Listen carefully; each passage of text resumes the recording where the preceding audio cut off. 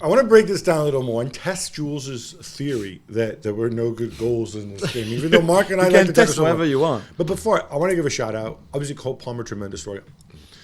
I thought Raheem Sterling, not just this game, but I thought he was absolutely tremendous. The intensity with which he played, the intelligence with which he played.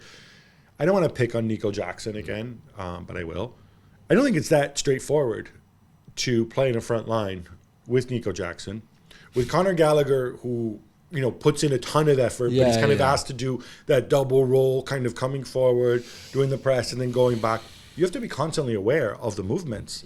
And Sterling, I think, is playing with an intelligence and a quality that I don't think was there last year, maybe because of the change of manager. He feels really comfortable. But do you think it's easier for him because there's no structure in the team? So when he was at City, he had to do everything was so precise and it was so structured. In this, he has more freedom, like Cole Palmer, to be fair.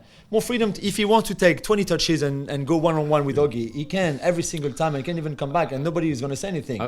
I think Gab's point about the intensity, that's the key for him, because yesterday the real intensity of Sterling, and it's been the same for a few weeks now, that wasn't there last season.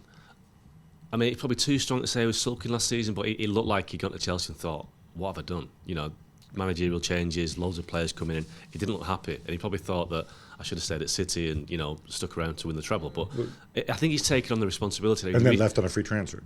Yeah. Because let's face it, him leaving City was as much about money as it was with Gabriel Jesus than anything else. Yeah. But I think he's now embracing the fact that he's a senior player. Him and Thiago Silva are the main guys there because they've been around. It's a very young team. And I think it's taken a while, but I think Pochettino's been good for him. I think he's got a coach who believes in him, who's letting him be Raheem Sterling again. And I think yesterday it was fantastic the way he continued to run at people and to motivate people to get stuck in.